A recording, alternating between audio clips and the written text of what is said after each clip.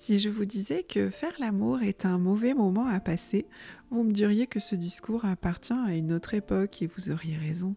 Mais l'enfantement, la naissance du bébé, qui demande les mêmes conditions que pour faire l'amour afin de se dérouler de façon fluide, devrait être vu, lui, comme un mauvais moment à passer ? Aujourd'hui, la naissance des humains ressemble dans l'inconscient collectif à quelque chose d'effrayant, devant être contrôlé, mesuré, surveillé. Un moment qui serait forcément désagréable à vivre. Est-ce vraiment cela que je constate dans mon métier ? Je me présente, je m'appelle Joanne, je suis doula, accompagnante non médicale à la naissance, et depuis plusieurs années, je suis témoin de la naissance de bébés, mais aussi témoin de la naissance de nouveaux parents. À chaque fois, j'ai pu me rendre compte de la transformation qui s'opère chez les parents. Et ce qui m'interpelle le plus, c'est le vécu des parents lors de cette expérience si unique. Et parfois, ce vécu n'est pas celui qu'on pourrait imaginer si on s'en tient uniquement à l'aspect technique du déroulé de la naissance. Pourquoi ? Écoutons-les. Bienvenue Alice. Merci. Merci d'avoir accepté mon invitation. Je suis très contente de t'avoir. C'est cool. Avant que tu te présentes, j'aimerais que tu nous parles, nous dises l'émotion que tu as choisie pour résumer, si on peut dire ça comme ça, la naissance de ton deuxième enfant, ta fille.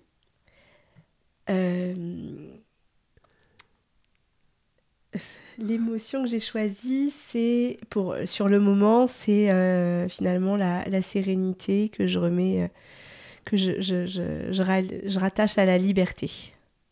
D'accord, sérénité, la liberté. Ouais, d'accord. C'était ce que j'ai ressenti tout de suite après la naissance de ma fille. Donc ça, c'est vraiment en fait le jour J, quoi. Oui, d'accord. c'est ça. D'accord. Le jour J, ouais, c'est ça. Je me revois sur mon canapé avec ma fille dans les bras et dans son plaid là.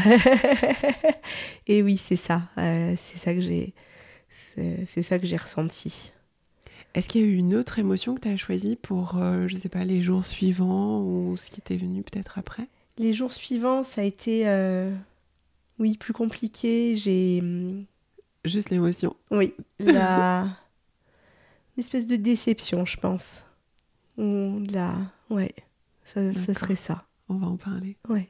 Je vais te laisser te présenter ta famille, ce que tu as envie de dire, voilà, tes enfants, pour mettre un petit peu le contexte. Je m'appelle Alice, j'ai plus de 35 ans. J'ai 2 enfants, un garçon, un aîné, une fille qui a 17 mois aujourd'hui, enfin il y a 2 jours.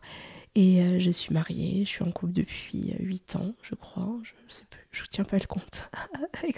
J'arrive plus, j'ai arrêté de compter des choses. Mon âge, voilà. J'adore vivre dans le Var. Et j'aime les rencontres que j'ai fait dernièrement autour de la naissance, justement, de l'accouchement. Et tout le chemin que ça m'a amené à faire, voilà, Qu'est-ce que je peux dire d'autre ? Ah, bah justement, tu vas nous parler de ce chemin déjà, peut-être qu'il a commencé avec la grossesse et la naissance de ton premier enfant. Oui. Bah, pour mon premier enfant, j'ai été accompagnée par une sage-femme qui faisait de l'accouchement à domicile. Je ne pensais pas du tout que c'était possible d'accoucher chez soi ou que c'était facile, entre guillemets. Enfin, je sais pas, j'imagine un truc très très perché, je pense. Mon mari encore plus, je crois. Et en rencontrant cette sage-femme, il m'a dit, mais je pourrais en fait. Je vois qu'elle elle a les pieds sur terre, peut-être la tête un peu dans les étoiles, mais je pourrais le faire. Mais pas là, pas le premier. Je dis non, moi non plus, pas le premier. Et finalement, quand j'ai été enceinte, je pense... avant même de savoir que j'étais enceinte, j'avais découvert une sage-femme qui faisait des accouchements à domicile. Et donc, dès que j'ai été enceinte, j'ai pris rendez-vous avec elle. Et je lui ai parlé de mon projet. Elle m'a dit, je pense qu'on peut y aller. Et donc, voilà, ça c'est... Donc là, tu nous parles de ta deuxième grossesse. Oui, la deuxième grossesse. Oui. On va revenir sur ta première grossesse et ton premier accouchement, finalement. Parce que peut-être qu'on va comprendre que ça a conditionné la suite aussi, ta volonté d'aller plus loin dans cette idée première que tu avais eue pour ton premier. Alors c'est vrai que pour la naissance de mon fils, Comme j'ai fissuré la poche des os une semaine avant le terme, j'ai été hospitalisée. Enfin, hospitalisée, oui, je suis allée à l'hôpital du coup. Au bout de 24 heures, j'ai été déclenchée parce que ça venait pas, je pense que c'était pas le temps. Puis là, j'ai vécu un moment horrible de douleur, de travail, 25 heures de travail. Donc, et j'étais partie, je voulais pas prendre la péridurale, je voulais vivre les choses, vraiment les vivre en fait. Je me disais, sans le prendre comme un échec, mais je me disais, il y a plein de femmes qui l'ont fait avant, je veux connaître ça. En tout cas, c'était ton plan de naissance pendant ta grossesse, C'est ça. et ce à quoi tu t'es préparée avec ta sage-femme qui, comme elle accompagnait les accouchements à la maison, était plutôt et puis une préparation naturelle. Et on avait fait un projet de naissance qu'on avait construit, où je sais pas s'ils l'ont lu à l'hôpital, j'en ai aucune idée. On a vu tellement de gens, on a vu tellement de personnes, ça a été long quoi, le moment où au bout d'un moment ça faisait plus de 48 heures que j'avais pas dormi, j'ai demandé la péridurale, c'était trop long. Après je regrette pas parce que de toute façon j'étais trop fatiguée. Comment t'étais accompagnée, soutenue pendant cette phase où du coup t'avais fissuré, et puis peut-être on t'a déclenché, il y avait certainement des contractions, j'imagine. Oui, il y avait des contractions qui n'étaient pas du tout efficaces et qui étaient très très douloureuses. Et je me rappelle, on m'a déclenché le mardi, je sais plus, le lundi soir. Et le mardi matin, on m'a auscultée et on m'a dit que j'étais à 3. Alors que la semaine d'avant ou 10 jours avant, j'étais à 2 de façon normale. Ouais. Et là, je me suis dit, c'est pas possible. J'ai pas fait 12 heures là de contraction pour que en fait, ça ne soit ouvert que de 1. Ouais. Et j'étais trop fatiguée. Personne m'a poussée, par contre. Et puis moi, j'avais dit à mon mari, oui, si je veux la péri, il faut, t'essayes et tout. Donc lui, il est passé pour un idiot, je pense. Pour un gars qui torturait sa femme. Alors que au départ, c'était... Et puis là, je lui ai dit, non, vraiment, je peux pas. Et lui, il essayait de me soutenir dans mon projet. Ouais. Et tout a été fait de façon assez bienveillante. Il y a une personne avec qui c'est un peu mal passé, mais elle s'est retirée d'elle-même, en fait, finalement. Mon mari lui a demandé s'il y avait un souci. Et elle s'est retirée, elle a envoyé quelqu'un d'autre. Et j'ai trouvé que c'était très bien, parce que elle, peut-être qu'elle n'était pas disposée là, à ce moment-là. Fatiguée, pas dans son jour. Fatiguée, voilà, pas dans son jour. Elle venait peut-être se prendre la tête avec sa cadre. Ouais. Je sais pas, mais mon mari lui a dit, mais est-ce qu'il y a un problème, en fait? Parce qu'elle m'avait mal parlé. Elle dit, non. Et en fait, elle est jamais revenue. Et voilà, je pense que... Et vraiment, j'ai trouvé ça bienveillant, finalement, parce qu'elle a senti sa limite aussi, et elle n'a pas forcé. Et après, ça a été très bien, ça a été bien, en fait. Tout le monde a été super. C'est vraiment pas le... Et je pense que c'est ça qui m'a aidée aussi. Et on m'a dit après, mais les déclenchements, ça fait toujours beaucoup plus mal. Ils ont dû faire venir la gynéco parce que... mon fils, il regardait vers le haut, en fait. Mm-hmm. Donc, ils ont dû faire... elle a dû avoir ce geste, mais je sais plus quand est-ce que c'était, parce que, du coup, j'ai demandé la péri le mardi matin, mm-hmm. Et il est né que le mardi soir à 20h02, après la relève. Je précise, parce que j'ai vu, je pense, la moitié des sages-femmes de tout le long de l'hôpital. Et... Après, ça s'est pas du tout passé comme le projet de naissance qu'on avait voulu. Ouais, comme le projet A. Voilà, c'est ça. On aurait aimé qu'ils attendent le dernier battement du cordon pour couper. Je sais pas. Je crois pas qu'il l'ait fait. Moi, j'étais soulagée d'avoir mon fils sur moi. Il était 4 kg 100, quoi. Je veux dire, heureusement que personne m'avait prévenu. J'aurais dit non. Il va rester là toute la vie. J'en sais rien. Mais une semaine avant le terme, en plus, 4 kg 100, bref. Ouais. Moi, j'étais juste soulagée, finalement. Je me suis dit, voilà, ça, c'est l'hôpital. On n'était plus en état de batailler pour quoi que ce soit. Et puis est-ce que c'est une bataille, finalement? juste heureux d'être parent, Ouais, quoi. c'est plutôt une histoire d'équipe, hein, C'est finalement, ça. de faire équipe. Comment tu l'as vécu, du coup, si tu devais résumer cette naissance, comment tu l'as vécu et en quoi ça a pu impacter sur la suite pour la deuxième grossesse? Ce qui est bizarre, c'est que je l'ai vécu, enfin je l'ai très bien vécu en fait, cette naissance. Malgré le projet, j'avais pas de... J'avais zéro pression, j'avais pas de... oui, j'aurais aimé... Enfin, j'étais tellement heureuse de le rencontrer. Enfin, je veux dire, la... Je pense que la péridurale m'a mis en état où j'étais pleinement là pour lui aussi. Et j'étais pas du tout... j'étais... Et puis, je sais pas, on était quand même, malgré tout, on était hyper bien accueillis. On a pu, ils nous ont laissé une demi-heure, avant de faire quoi que ce soit. Non, vraiment, c'était, donc je dirais que c'était, je sais pas quel mot dire, mais c'était une sérénité aussi. Déjà que ça s'arrête, hein, clairement, 25 heures de travail, C'est c'était dur, long. bien sûr. Euh, une soulagement que ça s'arrête et puis cette rencontre quoi, d'être la parent pour la toute première fois, et de le rencontrer, enfin tes parents, mais moi en fait oui c'est ça, la première je me suis dit ah mais c'est ça un bébé, enfin parce qu'on le sait, nous les femmes, il grandit en nous, alors je pense que c'est beaucoup moins abstrait que pour un homme, mais mine de rien quand c'est le premier, bah oui, c'est dans un ventre, ça bouge un peu, ça empêche de dormir, il y a toutes les complications de la fin de... Mais là, de l'avoir sur soi, ça, tout prenait sens, quoi, enfin tout, voilà.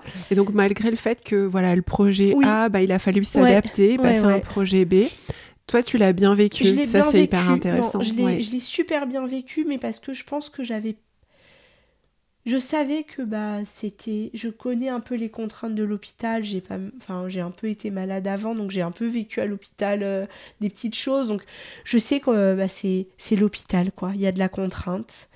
Et puis après tout le monde a été quand même, enfin vraiment tout le monde était hyper bienveillant, tout le monde était très très sympa.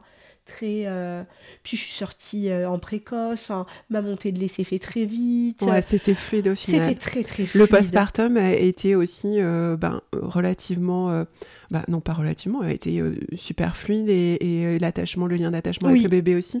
Donc finalement le vécu plutôt positif a impacté de façon positive sur le postpartum aussi. Ouais. Et du coup, quand tu es tombée enceinte la deuxième fois, quand tu es devenue enceinte la deuxième fois, en quoi, quelle préparation tu as voulu? Est-ce que tu as voulu la même chose? Est-ce que tu avais des idées différentes? En quoi ça a pu impacter, du coup, la suite? En fait, pour la deuxième grossesse, j'avais toujours en tête cette histoire d'accouchement à domicile parce que j'avais envie de le vivre différemment dans une puissance féminine, je pense. Et puis parce que finalement, pendant mon premier postpartum, le bébé s'endort, t'as ton téléphone, j'étais beaucoup sur les réseaux sociaux, à rencontrer, à découvrir des contenus de personnes, et ça me parlait. Ça me parlait, j'avais envie d'essayer, j'avais envie de le vivre en fait. De vivre vraiment l'accouchement en pleine puissance, en conscience de ton corps, etc. Voilà, toutes les étapes qui peuvent être décrites.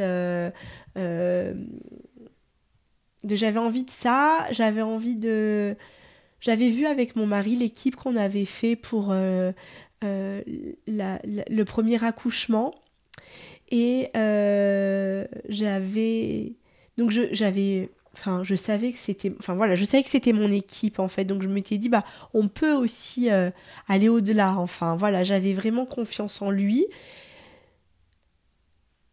C'est pas qu'il était pas chaud, il avait besoin de rencontrer la sage-femme. Donc moi le premier rendez-vous, j'y suis allée toute seule. Donc c'était une autre sage-femme. C'était une autre sage-femme. Moi, parce qu'elle n'était plus dans la région. Donc moi, le premier rendez-vous, j'y suis allée toute seule parce que moi, je voulais voir aussi comment je me sentais en confiance. Et donc, je l'ai tout de suite, le deuxième rendez-vous, et puis presque tous ceux d'après, il m'a accompagnée de toute façon.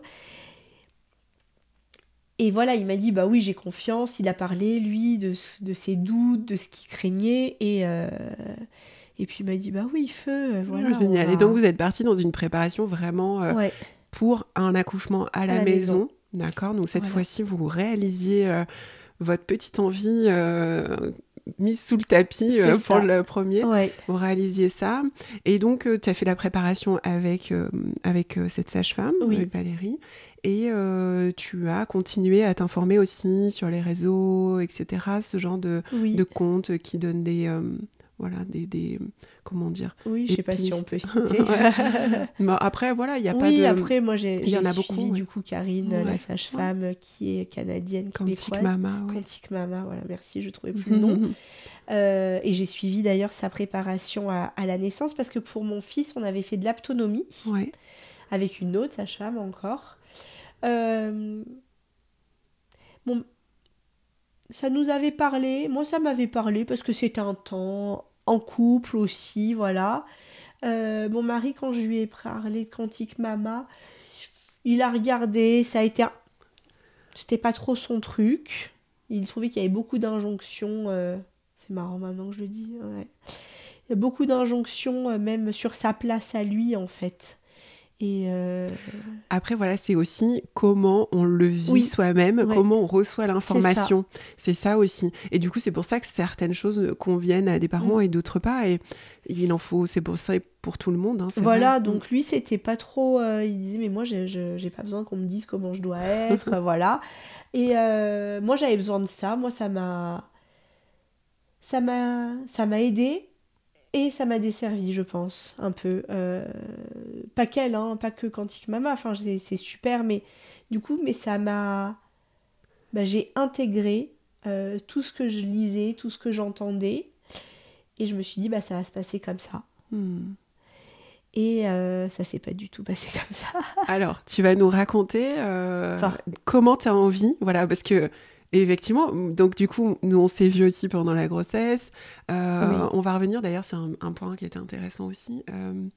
Mais on va parler après de l'accouchement, parce que on a effectivement, c'est le but du podcast, c'est-à-dire que on a une vision de l'extérieur, et toi, tu vas nous raconter comment tu l'as vécu. Oui. Mais déjà, j'aimerais qu'on revienne sur un moment aussi où, pendant la grossesse, je me rappelle, on s'est vus et tu avais vécu un moment difficile lors d'une échographie. Oui. Est-ce que tu veux nous en parler, nous expliquer? Est-ce qu'à un moment donné, ça a blessé aussi peut-être ta confiance en toi? Sûrement, c'est vrai, j'avais oublié. Ah, désolée si on en revient dessus.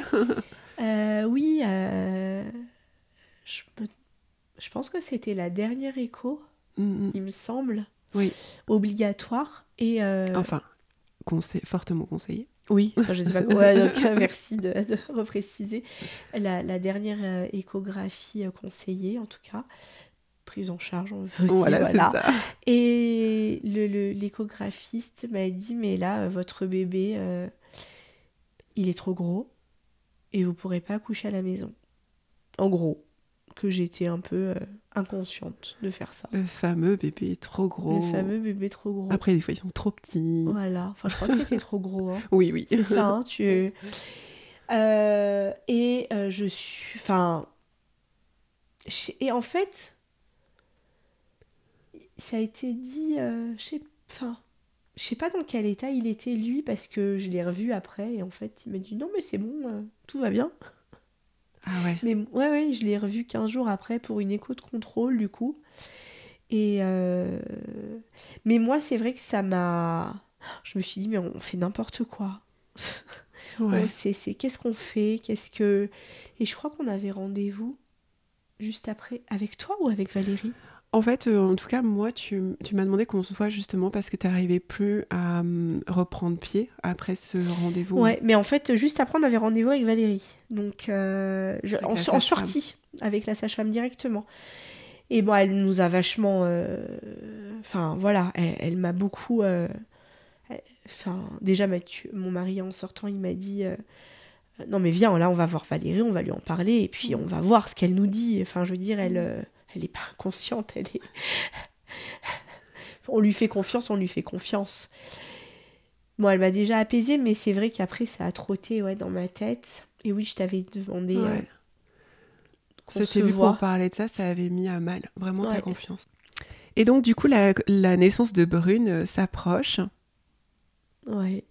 Et comment ça démarre? Comment ça se passe? Le jour J ou le... Ouais, comment ça démarre? C'est quoi le démarrage? Comment ça démarre? Ça démarre par la fin de mon congé, la fin de mon boulot, en fait, où je pousse de 15 jours pour avoir plus de temps après avec elle.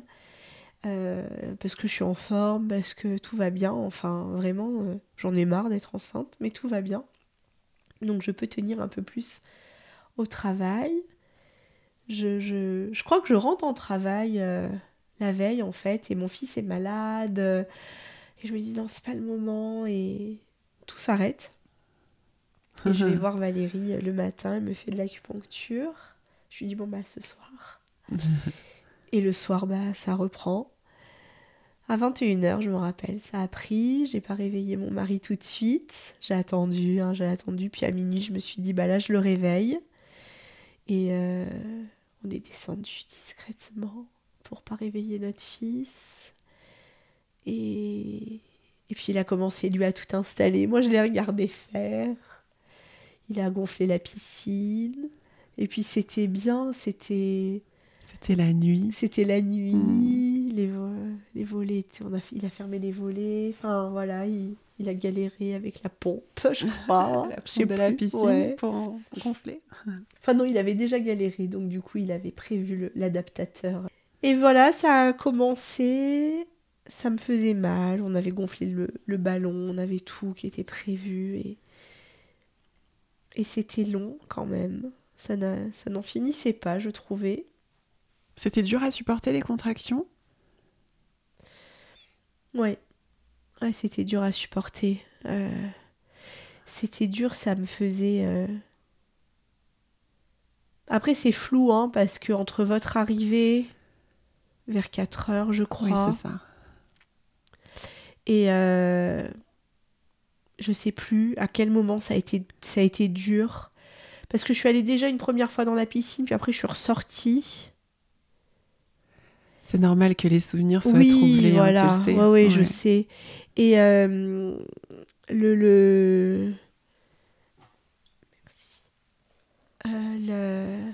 je me rappelle qu'en fait, ce qui me faisait du bien, c'était la douleur. Enfin, quand Mathieu m'appuyait dans le bas du dos, et le lendemain j'avais des bleus, hein, donc il appuyait tellement fort, mais j'avais tellement mal. C'était vraiment très, très, très, très douloureux. Et j'avais l'impression que ça n'avançait pas, que ça bougeait pas. Mais en fait, et en même temps, bah vous étiez là. Et toi, surtout, t'étais là. Enfin voilà, tu m'aidais, tu changeais de position. Et tout en étant hyper discret, tout en étant... Juste là. Ouais, juste là, c'était... J'avais confiance, en fait. J'étais portée aussi. J'étais portée par mon mari, par toi, par Valérie. C'était... Enfin, j'associe parce que je me dis, c'est idiot tout ce que j'ai vécu dans le postpartum après. Non, c'est juste. Ouais. Non, ça peut pas être idiot parce que c'est juste. Ouais, mais tu vois, c'est... Je pense que nous, les mères, il y a ces pressions-là qui nous sont mises, qui sont un peu débiles, quoi. Et je me demande si c'est pas pour nous vendre des trucs, en fait. Non, on en revient aux injonctions. Oui, d'être parfaite, d'accoucher parfaitement, de le vivre parfaitement bien. Ouais. De reprendre un travail juste derrière. Ouais, bon, ça, moi, c'était pas mon cas, donc j'avais pas cette pression-là. J'avais pas envie de me la mettre trop. Mais en fait, tu vois, là, quand j'y repense, je vois mon salon en mode Dexter, hein, parce qu'il avait tout bâché. Et oui, c'est protégé. Et il y avait des bougies, il y avait de la musique. Enfin, c'était magique. C'était vraiment magique, en fait. Euh, Même si c'était douloureux, et j'ai cru en fait que, à un moment, j'ai cru que Valérie allait me dire, on arrête là, ça ne vient pas, il faut partir. Mais j'étais prête aussi à l'entendre, parce que c'était vraiment très dur, c'était vraiment très douloureux. Et après, finalement, peut-être que je l'aurais vécu d'une autre façon, en me disant, bon bah voilà, ça n'était pas possible de le faire comme ça, pour telle et telle raison physiologique, biologique. Mais je ressentais pas toutes les étapes par lesquelles j'aurais dû. Les fameuses étapes que tu avais tellement étudiées. Voilà, c'est ça. Je ressentais pas ça. Est-ce qu'on peut dire aussi qu'à un moment donné, tu as douté de ta capacité à le faire? Oui. Parce que j'entends beaucoup ça. Hein. Bon, tu étais en confiance qu'on soit là. Ouais. Mais voilà, tu t'es dit, bon, bah, si j'y arrive pas, bon, bah, c'est que c'était pas fait pour moi. Oui, c'était un peu ça viendra pas. Comme mon fils avait pris du temps, je me suis dit, bah, en fait, c'est ma façon d'accoucher. Ou j'ai compris aussi, Valérie m'a dit, elle regarde pas dans le bon sens non plus. Voilà, ils se mettent dans les reins, là, c'est ça les douleurs que tu as, ton bassin est comme ça. Je me suis dit, bon bah, voilà, c'est comme ça chez moi. C'est pas que dû au déclenchement pour mon aîné. Bon bah, il va peut-être falloir que je parte. On va partir dans notre voiture sans appeler les pompiers, ça va se faire... pas dans l'urgence vitale ou voilà. Comme ça si va vous aviez un projet d'accouchement à l'hôpital et que vous aviez travaillé suffisamment à la maison. Et puis j'accoucherai à l'hôpital tranquillement aussi. Bon bah non, ça s'est pas fait comme ça en fait. Et c'est super aussi. Enfin voilà, c'est... Mais oui, j'ai douté. Bah en fait, quand c'est dur, quand ça vient pas, quand en fait, je sais pas ce que j'attendais. Bah que ça vienne, mais tu sais, en fait, tu sais jamais quand ça va arriver. C'est ça le truc. Est-ce que tu as pensé au poids du bébé à ce moment-là? Gros bébé attendu ou pas du tout? Ah non. Voilà. Non, parce que non, j'avais fait la visite de contrôle. Enfin, il m'avait refait une écho de contrôle. Non, il m'avait dit, elle a une grosse tête, je crois. Qu'est-ce que c'était? Ou un gros abdomen. Et en fait, il avait refait un truc. Il me dit, ah mais tout va bien. Non, c'est bon, vous pouvez aller sur votre projet. Super. Je me dis, oh. Mais non, donc du coup, voilà, il n'y avait pas nécessairement non. cette question-là. Voilà. Et donc, du coup, Brune naît quelques heures plus tard à la maison. Pas si longtemps, enfin, peut-être beaucoup pour certaines, mais finalement pas si longtemps. Elle naît quelques heures. Ah, en plus, moi, je culpabilisais que vous soyez venu tôt. Et comme vous m'aviez dit, on est arrivé, ça a duré 20 minutes qu'on était là, bim, et moi je voyais les heures et tout, je me dis, oh là là, les pauvres, elles sont là depuis 4 heures. Fou, ça. Ouais. Ouais, c'est fou. Ouais, elle est née quelques heures plus tard. Il n'était pas 11 heures. Je crois qu'elle est née à 10h moins 10, un truc comme ça. 11h moins 10. Ouais. Dans ton salon? Dans mon salon.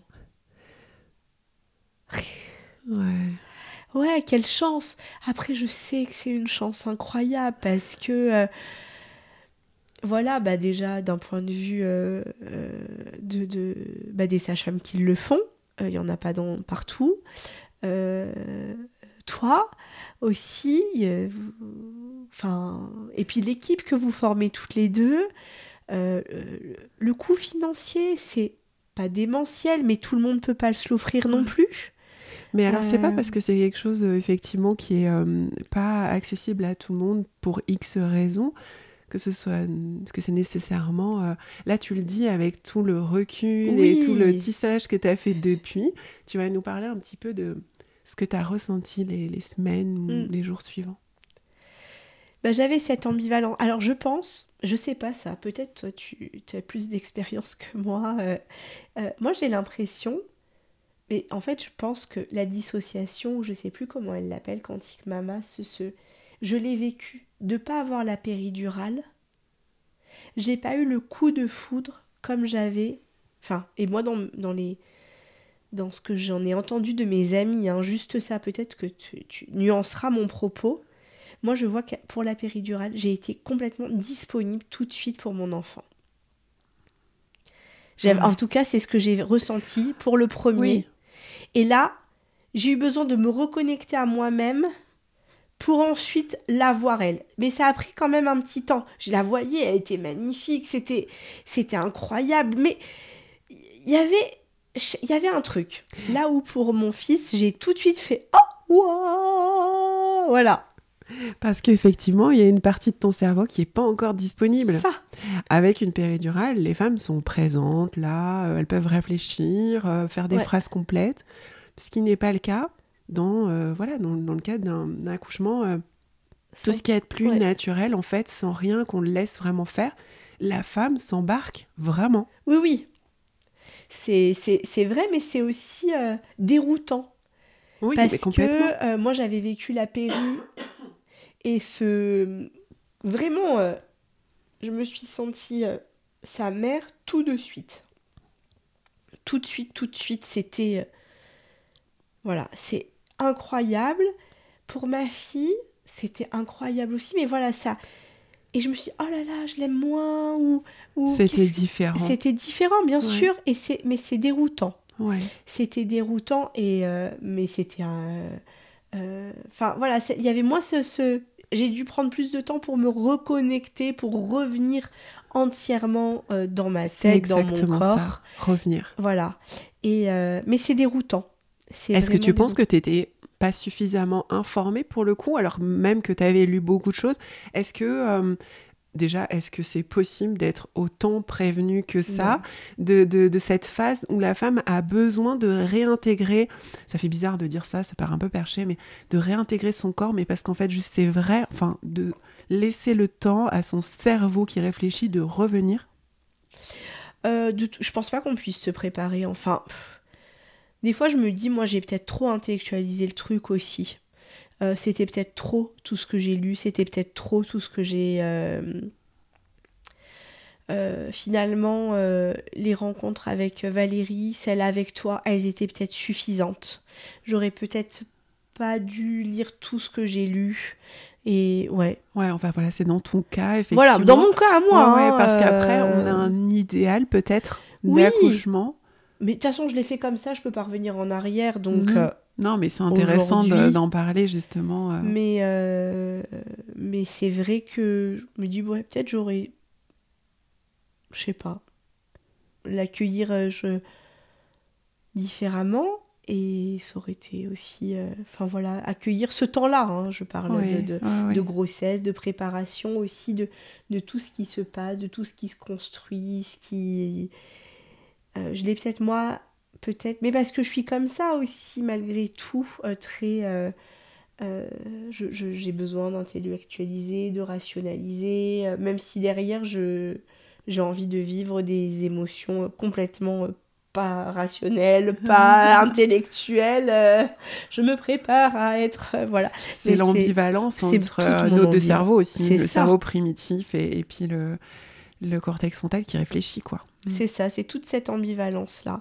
Ambivalence qui, du coup, m'a accompagnée après la naissance de ma fille aussi dans ce que j'avais vécu et ce que je ressentais. Et qui était... ce que je ressentais pour ma fille, parce que ça a été... ce tissage, il s'est pas fait non plus dans les heures qui ont suivi. Il a fallu quelques jours aussi pour que je prenne vraiment conscience. C'est ma fille, enfin voilà, de cet amour qui a grandi en fait, et qui était moins massif que pour mon aîné, tout de suite. Il s'est construit, mais voilà, il a fallu quelques jours en fait pour qu'il atteigne Donc ça aussi, ça m'a perturbée. Ça m'a fait culpabiliser aussi, je pense. Et puis après, il y avait tout rien ne s'est passé comme je voulais. Mais si, en fait. Mais j'avais ce ressenti complètement ambivalent de j'ai mal accouché. Ouais. C'est fou. C'est fou. C'est con même, pardon, non, mais non. si je peux le dire comme ça. Non, ça l'est pas parce que c'est mes émotions, mais je pense qu'il y a eu le post... Enfin voilà, il y a tout de la chute hormonale qui fait que, il y a... Mais voilà, je me dis, j'ai pas eu telle phase, j'ai pas eu limite cet orgasme de la naissance, voilà, j'ai Le pas fameux eu, accouchement orgasmique. voilà, j'ai Ouais. pas eu, je suis pas partie loin, j'ai pas vu les planètes, ou je sais pas, quelque chose de très décrit. Enfin, je me rappelle, tu vois, j'ai occulté maintenant, je me rappelle plus comment ça s'appelle, toutes ces phases. Euh,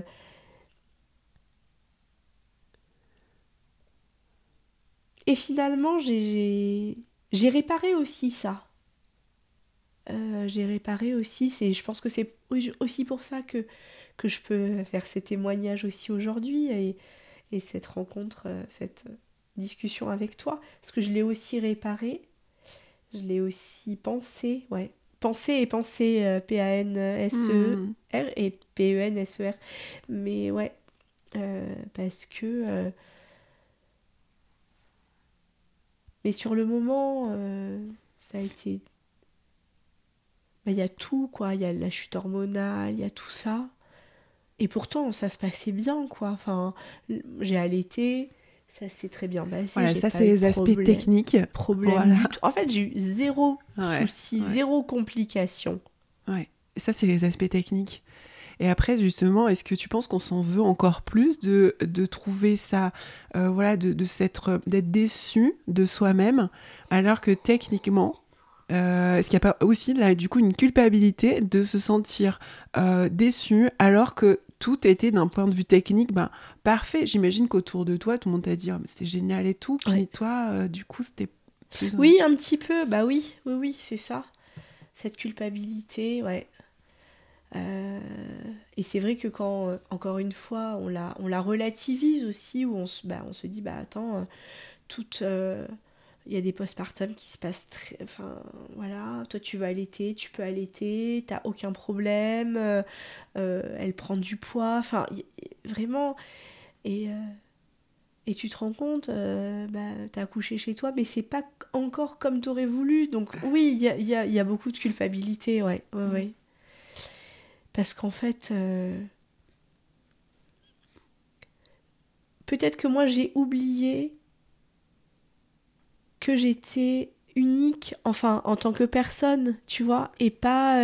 Avec des besoins uniques. voilà, Mhm. et que, bah, moi, mes étapes, bah, c'est pas ça, ça et ça. Ça a été ça, mais bah, la liste, elle est non exhaustive, en fait, dans la description, parce que moi, enfin, peut-être qu'aujourd'hui, si je reprenais la liste, que j'ai pas fait, et bah, je me dirais, bah si, en fait, ça, je l'ai vécu comme ça, je l'ai vécu comme ça. Mais comme mon cas à moi n'est pas décrit, t'as l'impression que, bah, moi, je me suis dit, oh, j'ai pas assez regardé, je suis pas allée au bout des vidéos, parce que ça, à un moment donné, j'avais envie d'arrêter aussi, c'était trop. Donc je suis pas allée au bout, je me suis dit, bah voilà, t'es pas allée au bout, bah t'étais pas assez prête. Alors que je pense que j'étais peut-être trop... J'avais trop des choses en tête, mais qui ne me correspondent... Enfin, en tout cas, qui n'ont pas correspondu à ce que moi j'ai vécu. Mais est-ce que tu penses que tu étais en mesure, sur le moment même, de visualiser ou te dire, bah, je suis Non. dans telle étape? Et oui, non, Non, je c'est pas pense pas. possible. Quand je vois aujourd'hui que je sais pas en fait ce qui s'est passé, Ouais. enfin, entre 4h du matin, votre arrivée, et 11h, la naissance, clairement, qu'est-ce que vous avez fait tout ce temps? Ouais, c'est vrai, j'ai aucune idée de ce que vous avez fait. Enfin, en fait, si, à peu près, mais pas qui meuble autant de temps. Enfin, tu me disais, allez, vas-y, change de position, et si tu te mets comme ça, et le ballon, et... Mais bon, ça, c'est pas... En fait, donc oui, je pense que j'ai été dans certaines étapes, mais je pense que comme il y avait cette douleur qui m'empêchait aussi, à un moment donné, elle était tellement forte, cette douleur, que je perdais le lien, le fil dans la gestion des contractions. C'était vraiment... mais ça se trouve, c'est la phase de désespérance, en fait, j'en sais En rien. fait, ça se trouve, tout ce que tu as vécu, c'est exactement Ouais, les étapes qu'on décrit partout. peut-être, Mm. peut-être.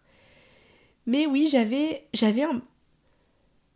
un besoin j'avais l'impression qu'il fallait que ça se passe autrement. C'est une impression. J'avais l'impression que c'était pas... J'ai pas été performante. C'est triste aussi. Ça, en fait. C'est ça qui m'a rendue aussi... Après, il n'y a pas eu que ça dans mon postpartum. Et 3 mois après, je pense que j'ai fait une dépression du postpartum un peu plus... pour plein d'autres raisons. Mais dans le postpartum immédiat, ma fille elle est née en octobre, jusqu'à décembre. Après, ça a basculé sur autre chose, mais j'étais là-dedans, en fait, dans j'ai mal fait, c'était pas performant, la comparaison, quoi. C'est dramatique. Tout ça, ça revient pas à ce qu'on a dit, les injonctions sur les femmes de faire les choses parfaitement bien, dans ce qu'on nous a demandé de faire. Ouais, certainement, ça, il y a sûrement, mais et en même temps, moi, je me le suis mis aussi, et enfin, tu vois, mais enfin, quand vous aviez enchaîné des accouchements qui sont allés, enfin. Et je me suis mis une pression là-dessus aussi. Alors, vous m'avez rien demandé. Enfin, je veux dire, vous n'êtes pas arrivé en disant comme hier, ça nous a pris 20 minutes. Tu vois, non, mais bien sûr que vous m'avez rien demandé. Mais moi, je me le suis mis, cette pression. Et ouais, c'est ce que j'entends. C'est incroyable. Alors que, personne ne me l'a mise. Moi, toute seule. Qu'est-ce qui, selon toi, du coup, on va résumer, a pu façonner ton vécu? Le vécu de cette non-performance, de cette déception de toi. Quel est l'élément, à ton avis, qui a façonné ce vécu? Ce serait malhonnête, je pense, de le résumer en une chose, mais parce qu'en plus, c'est mon utilisation. Mais pour moi, les réseaux sociaux, c'est compliqué, je crois. Aujourd'hui, je m'en détache, mais ça m'a... La surinformation. Ouais, la surinformation, certaines choses où tu as l'impression que c'est des vies comme monsieur ou madame tout le monde. Et en fait, non, parce qu'à partir du moment où il y a une exposition, où tu choisis ce que tu mets, tu choisis, en fait. Ouais. Et c'est pas vraiment de la vraie vie. Et nous, on choisit aussi... Enfin, on choisit pas parce que c'est intrinsèque à nous-mêmes. Enfin, c'est bien ce que ça veut dire. C'est vraiment en soi qu'on va le prendre d'une façon ou d'une autre. Voilà, donc ça m'appartient à moi. De regarder, ça m'appartient à moi. Donc je veux pas dire, bouh, les réseaux sociaux. Non, parce que personne me force à regarder. Personne me force à y rester. Voilà. Mais ça, c'est vrai qu'aujourd'hui,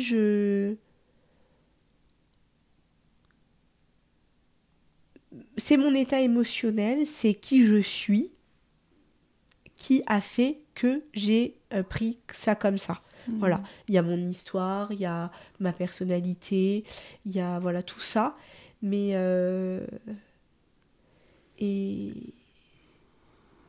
du coup, si tu devais changer quelque chose sur ce que tu as vécu, mon utilisation des réseaux sociaux. Ouais, forcément. Ouais, forcément. C'est ça. Je pense que c'est ça que je ferais. Je changerais rien de l'accouchement. Je changerais rien de... Je changerais mon utilisation qui n'a pas... Mais... Et en même temps, je trouve que c'est malhonnête de le dire parce que c'est moi, en fait. Enfin, voilà, personne ne me force à me connecter. Mais les algorithmes sont bien faits. On t'amène sur des choses. Voilà. Toujours plus. Toujours plus. Toujours... voilà, c'est vrai, il y a des comptes où... Bon, après, j'ai pu... La mère, elle se lève à 4h du mat pour faire tous les petits-déj. Quand toi, tu peines à te lever à 6h30 ou à 7h, enfin, et que tu fais pas et les petits-déj et les goûters et machin, et si... Et... Non, là, stop, en fait. J'arrête. Ouais. Ça se compte, j'arrête. Les injonctions à la maternité. Ouais. C'est à la parentalité. Et puis après, voilà, tu te rends compte qu'en fait, elles vont plein de programmes. Bon, mais c'est son travail. Mais il faut pas que je le prenne comme une vraie vie, en fait. Et surtout, en fait, quelque chose à suivre. Oui, voilà, quelque chose à suivre, mais tu te dis, est-ce que aujourd'hui je peux pas, mais est-ce que c'est un idéal vers lequel je veux tendre? Est-ce que comme ça mon enfant sera mieux ou pas? En fait, non, mon enfant il sera mieux si moi je suis bien, point barre. Ouais, c'est ça.